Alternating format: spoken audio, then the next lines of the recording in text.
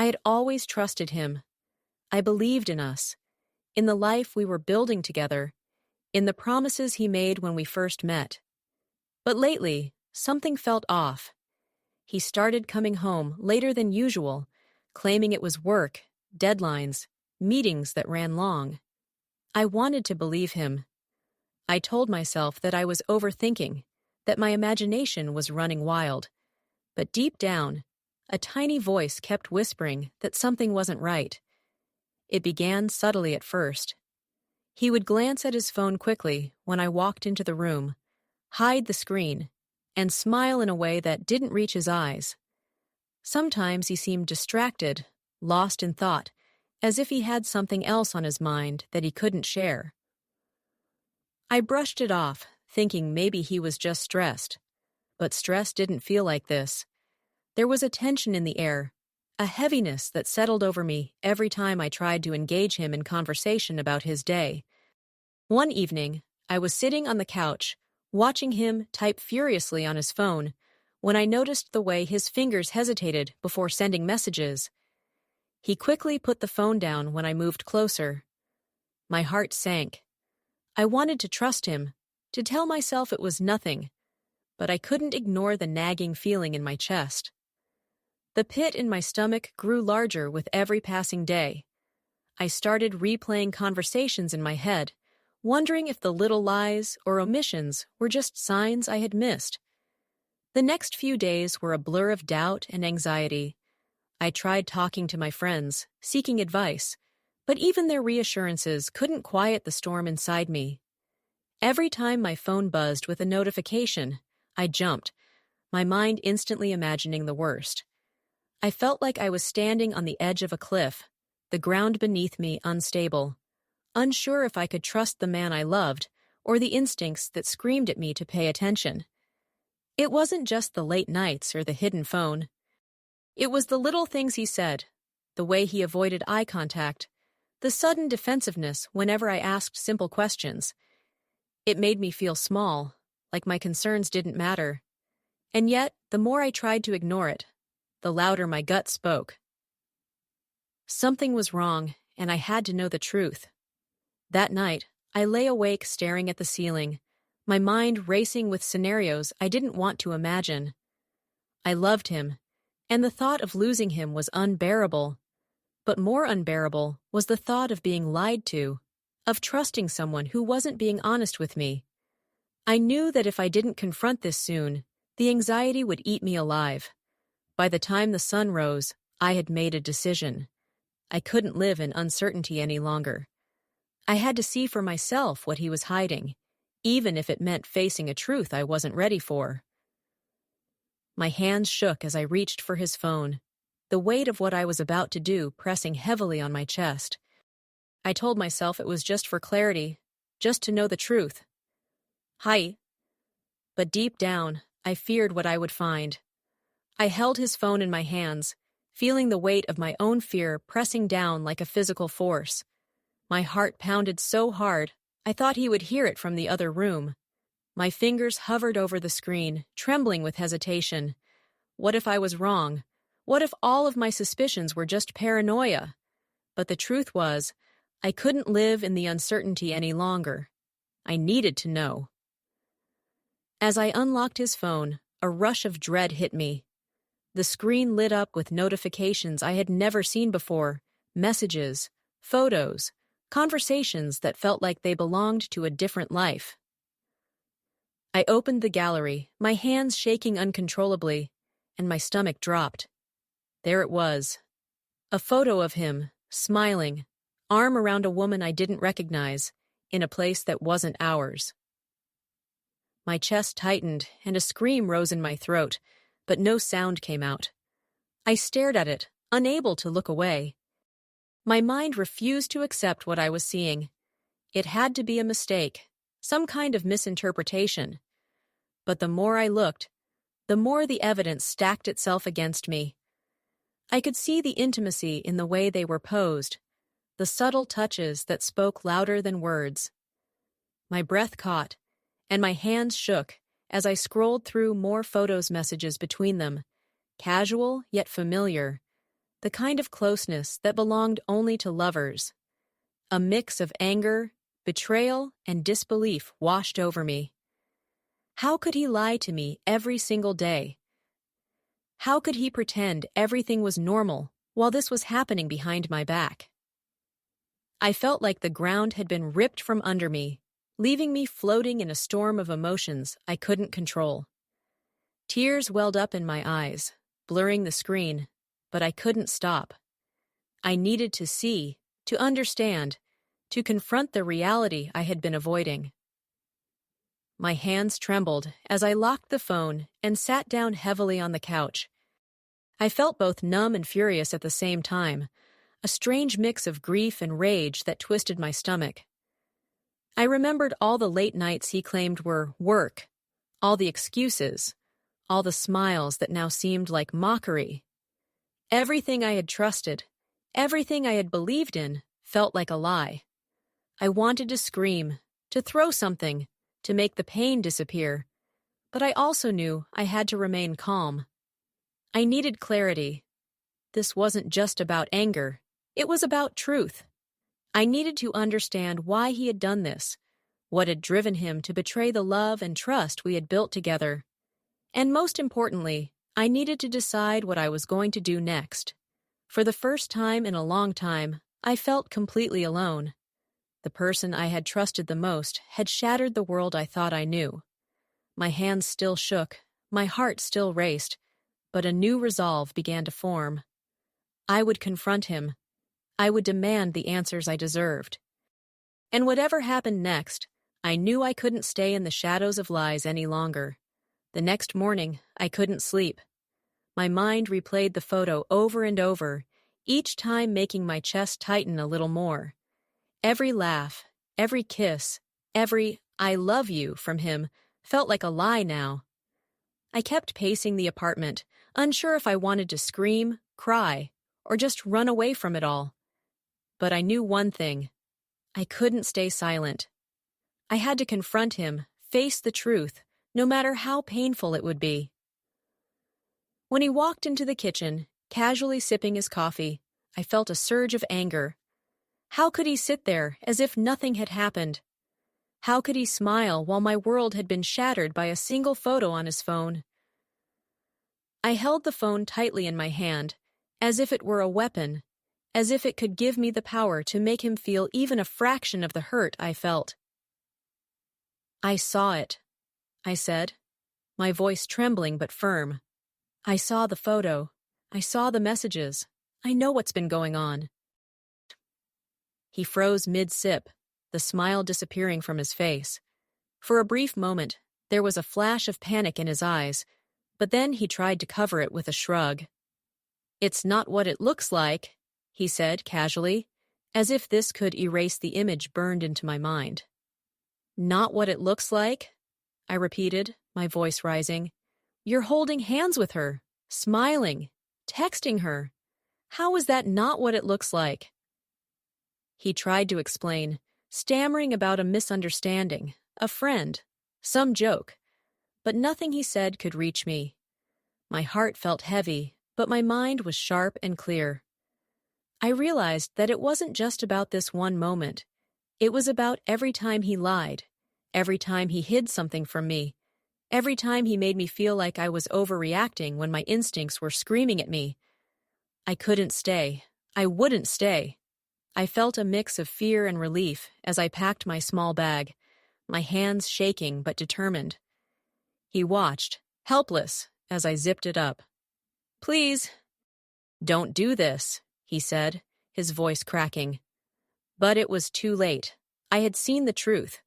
I had felt the betrayal, and I knew that leaving was the only way I could protect myself, my heart, and my dignity.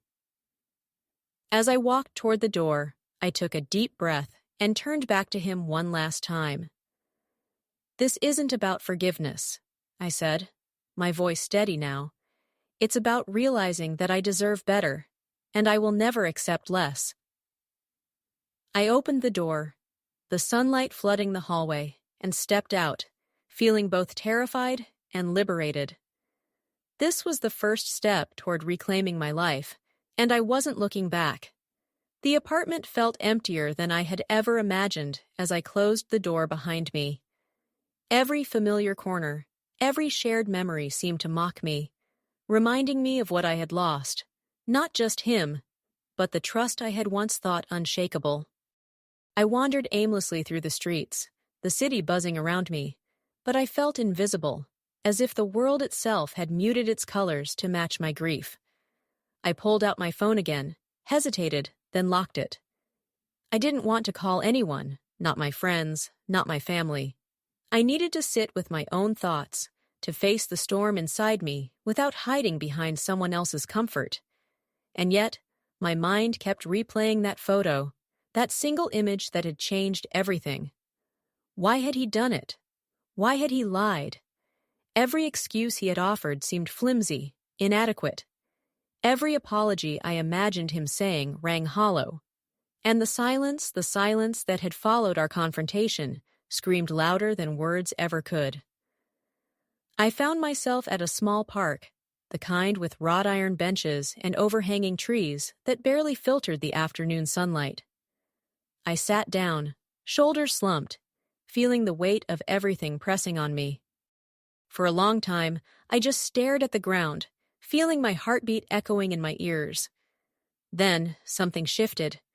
I realized that while I couldn't change what had happened, I could decide how I would respond. This betrayal didn't have to define me. I didn't have to let it consume me, even though the urge to cry, to scream, to lash out was almost unbearable. Slowly, I drew in a deep breath, feeling the air fill my lungs and push against the heaviness in my chest. I started to think about the future, not the one I had imagined with him, but the one I could create for myself. A life where I trusted my instincts, where I didn't settle for half-truths or excuses. A life where my happiness didn't depend on someone else's promises. A woman walked past, smiling at her dog, and something in her ease struck me. She wasn't aware of my story, of my heartbreak, yet in that moment, I envied her simplicity. I realized that I had been holding on to the past too tightly, trying to force a life that no longer existed. It was time to let go, to take my first real step toward freedom. By the time I got home, my bag was heavier, not with things, but with resolve. I knew the coming days would be difficult, filled with doubt and temptation to turn back. But for the first time, I felt a small spark of strength, a feeling that no matter what, I would reclaim my life. That night, I stared at the ceiling, letting the tears fall silently. And for the first time in weeks, it felt like I was crying for me, not for him, not for what we had lost, but for the me I was beginning to rediscover. The next morning, I woke up with a dull ache in my chest, a mix of anger, sorrow, and disbelief. The photo on his phone still haunted me, flashing in my mind like a warning I couldn't ignore. I couldn't pretend everything was normal, and I couldn't keep bottling up the storm inside. I needed answers, even if the answers would hurt more than I could imagine. I waited until he came home, pacing the apartment with restless energy. The sound of his keys in the door made my stomach tighten. I stood in the living room, hands trembling slightly, forcing myself to maintain composure. When he stepped in, he smiled, oblivious, or pretending to be oblivious, to the storm brewing behind my eyes. "Hey, how was your day?" he asked casually, tossing his jacket on the couch. I didn't answer immediately. Instead, I reached into my bag, pulled out my phone, and held it up between us. The photo stared back at him, a silent accusation. His eyes widened, and for a moment, I thought he might reach for an explanation, some excuse to ease the tension. "I saw this," I said quietly, but with an edge that made my voice almost tremble. "Care to explain?" He froze, blinking rapidly. I can explain," he stammered, avoiding eye contact. But the hesitation in his voice betrayed him. I had expected a story, a lie, a smooth excuse. Instead, there was only silence, thick and heavy, hanging between us like smoke from a fire neither of us could control. "You lied to me," I continued, my voice rising, not out of anger alone, but because the truth needed to be spoken. "You told me not to worry. You told me it was nothing. But it wasn't nothing, was it? You knew exactly what you were doing." He opened his mouth, then closed it, swallowed, and finally sighed, running a hand through his hair. It wasn't like you think," he muttered, though every word sounded hollow. I felt a mix of relief and rage at his confession. Relief that he admitted the truth, rage at how easily he had betrayed my trust. "Not like I think?" I echoed, my voice sharp. "Do you have any idea how it feels to see that? To know that while I trusted you, you were hiding this from me?" He couldn't answer. His silence screamed louder than any words he could say.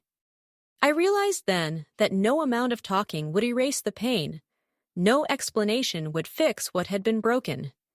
I left the apartment, needing air, needing space, needing to remember that I deserved better. Walking through the streets, the sun cutting through the clouds, I felt something stirring inside me, a seed of resolve. I wouldn't crumble. I wouldn't beg. I would face this betrayal and emerge stronger, even if it meant walking away from someone I once loved. That night, I made a decision. I would confront him fully tomorrow, but this time, I would do it on my terms. I wouldn't let fear or sadness dictate my actions. I would reclaim my power, piece by piece, until I was unbreakable. I couldn't shake the image from my mind. That single photo, glowing on his phone screen, haunted me at every turn. Every laugh, every casual touch he had given me, suddenly felt hollow. I began noticing things I'd overlooked before. Little lies, excuses for late nights, vague stories about work. Each one was a puzzle piece, and now they were forming a picture I didn't want to see. I tried to tell myself I was overreacting. Maybe it was just a harmless misunderstanding, a friend joking in a photo. But deep down, I knew my gut was right. I couldn't ignore the gnawing sense of betrayal that had taken root in my chest. Every time I saw him smile, a shadow of doubt flickered in my mind. Could I ever trust him again? That evening, I decided I needed answers. I asked him casually about his evening, watching for any sign of nervousness. But he was calm, too calm, his responses smooth, practiced. That only made my suspicion grow. My heart pounded as I thought about confronting him directly. Was I ready for the truth? Was I ready to shatter the illusion I had been living in? The next day, I made a plan. I couldn't confront him with anger. I had to be smart. I started documenting everything: texts, emails, little inconsistencies in his stories. I felt a strange mix of fear and empowerment. Fear of what I might discover, and empowerment because I was finally taking control instead of letting my anxiety eat me alive. I even went through our shared calendars and messages, piecing together his nights and days. The evidence was subtle at first, but patterns emerged. Small things that didn't add up, unexplained meetings, deleted messages. The picture became clearer, and with clarity came a cold determination. I would confront him, but I would do it on my terms. That night, I barely slept. My mind raced with scenarios. What if he admitted everything? What if he denied it? What if he turned the blame on me? My emotions were a storm: anger, sadness, fear, and a strange hint of relief that I was finally seeing things as they were. By morning, I knew what I had to do. I couldn't live in uncertainty any longer. The confrontation would happen tonight. I rehearsed my words, keeping them firm but controlled. This was not about drama. This was about truth. And no matter what happened, I was ready to face it head-on. That evening, I waited until he returned home. The apartment was quiet, almost eerily so, and every little sound, the click of the lock, the scrape of his shoes, made my chest tighten. I could see him step in, casual as always, completely unaware of the storm about to hit him. I stood there, phone in hand, my fingers trembling. "We need to talk," I said, forcing my voice to stay steady. He looked at me with a curious smile, as if expecting another petty argument. "About what?" he asked, leaning against the doorway, casual, careless. I swallowed hard and held the phone out toward him. "This," I said, my voice low but sharp. His eyes followed my hand, and the amusement in them faltered as they landed on the photo on the screen. He froze. For a moment, neither of us moved. I could feel the tension crackling in the air like static. The photo was clear, undeniable. Him laughing with another woman, their faces close, the kind of intimacy that should have been mine alone. I had replayed that moment in my mind 1,000 times, each replay burning a deeper hole in my chest. I can explain," he stammered, but the words sounded weak even to him. My hands shook so badly that I had to clutch the phone with both of them, my knuckles white. "Explain?" I repeated, my voice rising, trembling with anger and disbelief. "Do you really think there's any explanation for this?" He opened his mouth, closed it, and looked away, avoiding my gaze. The usual comfort I had once felt being near him was gone, replaced by a hollow pit of hurt and betrayal. The man I thought I knew, the man I trusted completely, was gone, or at least hidden behind a lie I could no longer ignore. I felt a mix of anger, sadness, and shame all tangled together. Shame, because part of me wanted to forgive, part of me wanted to understand, and part of me felt humiliated for trusting him at all. But the strongest emotion was clarity. I finally saw him for what he really was. "Pack a bag," I said quietly but firmly. "We need time apart. I can't do this anymore." And as he opened his mouth to protest, I realized this moment marked a turning point, not just in our relationship, but in me. The betrayal was a blow, yes, but it also gave me the clarity I needed to take control of my own life, my own heart. For the first time in weeks, I felt a strange, bittersweet sense of power. I wasn't just a victim. I was someone who could choose to walk away, to demand respect, to take my dignity back. And I knew that step, as painful as it was the first of many toward reclaiming myself. The next morning, I woke up feeling lighter, though the weight of betrayal still pressed on my chest. I refused to let him see the storm I carried inside. I needed to gather my thoughts, to plan my next moves with precision rather than anger. I packed a small bag with essentials, just enough to leave the apartment for a while, to remind myself that I didn't need him to define my life. Every item I folded and placed inside felt like reclaiming a piece of myself that I had unknowingly surrendered. When he returned from work that evening, he immediately noticed the absence of my usual morning warmth, the usual presence that had filled the apartment with laughter and chatter. "Where are you going?"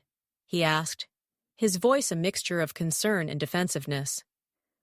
"I'm taking some time for myself," I replied calmly, keeping my tone even. "I can't stay here right now, not with everything I know." I watched as confusion flickered across his face, quickly replaced by panic. "You can't just leave like this," he protested. "We can talk. We can fix this." "No," I said firmly. "We can't. Not yet. You need to understand the gravity of what you've done, and I need space to decide what I want moving forward. I won't be pushed into forgiveness or explanations just to make you feel better." He opened his mouth again as if to argue, but I held up a hand. "Stop.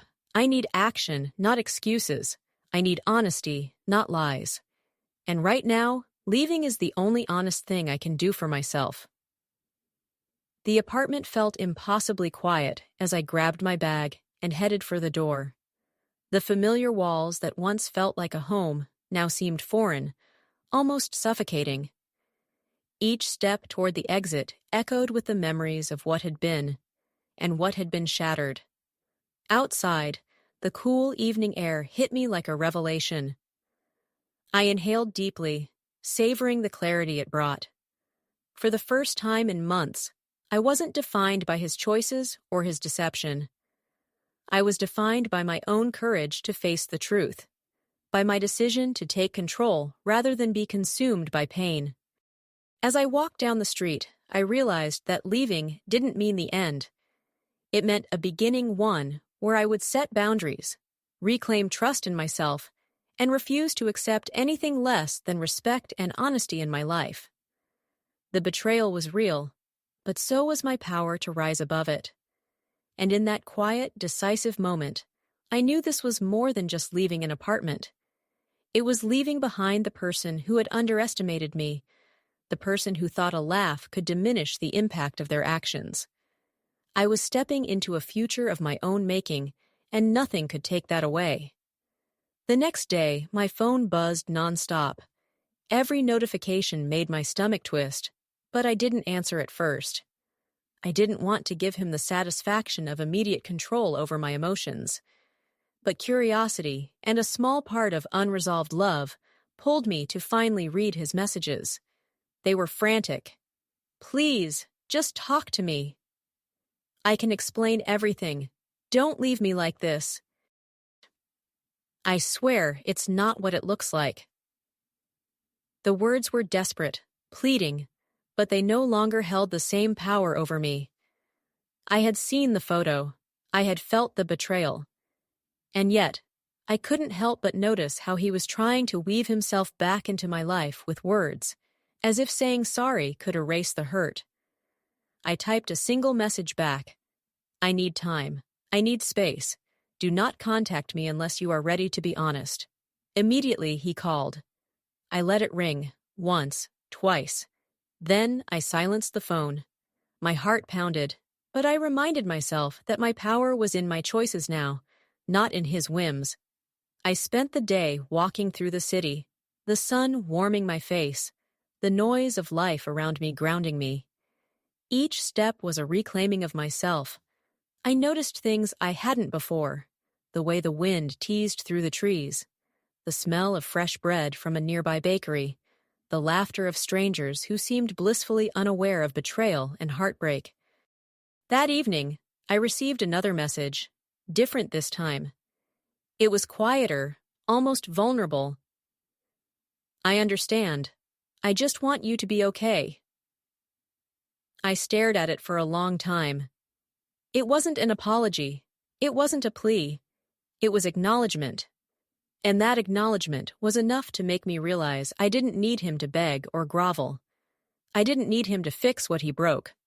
I only needed him to see the truth. I sat down with a journal and wrote freely, pouring out the storm of emotions I had been carrying inside. Anger, sadness, betrayal, love, and finally, a budding sense of empowerment. For the first time, I felt the possibility of moving forward, not as a victim, but as someone who had survived and would thrive. By the end of the night, I made a decision. I wasn't leaving just to escape him. I was leaving to create a life that was mine alone, where honesty and respect were non-negotiable. And if he wanted to be a part of it, he would have to step fully into the truth. No excuses, no lies. For the first time, I felt completely in control. I was no longer reacting. I was deciding, and that decision was mine alone. The morning after that long night of reflection, I woke up with a strange sense of calm. The weight I had been carrying for weeks, the constant ache of betrayal, had begun to lift. I wasn't happy yet, but I was free from the chains of uncertainty and doubt that had bound me. I made breakfast slowly, deliberately, savoring each bite like a small victory. I didn't check my phone, didn't glance at the messages waiting there. For once, I didn't care. My life was no longer on hold, waiting for him to make things right. It was mine, entirely and completely. Later that day, I walked into the park, the sunlight warm on my face. I noticed children laughing, couples holding hands, people simply living their lives, and I realized I was ready to do the same. I had spent so long feeling trapped in the shadow of someone else's choices that I had forgotten what it felt like to live freely. When he called that afternoon, I let it go to voicemail. Listening to his voice, hearing the hesitation, the guilt, the longing, I felt nothing but clarity. I didn't need to answer. I didn't need to justify myself. I had nothing left to prove. I sent a final message. I forgive you, not for you, but for me. I'm moving forward. And just like that, the cycle of pain and confusion ended. I realized forgiveness wasn't about reopening the door. It was about closing it firmly and stepping into the sunlight beyond. I had been hurt, yes, but I was no longer defined by that hurt. In the weeks that followed, I rediscovered myself. I explored hobbies I had abandoned, reconnected with friends who had drifted, and allowed myself to dream again. Every step forward was a testament to my resilience, a declaration that my life wasn't over because of someone else's mistakes. One evening, as I watched the sunset, I smiled a genuine, heartfelt smile. The photo on his phone, the late nights, the lies, they were all behind me now. And for the first time in months, I felt whole. I felt strong. I felt alive. The world hadn't changed, but I had. I had taken back my power, my peace, and my future. And no message, no betrayal, and no apology could ever take that away from me.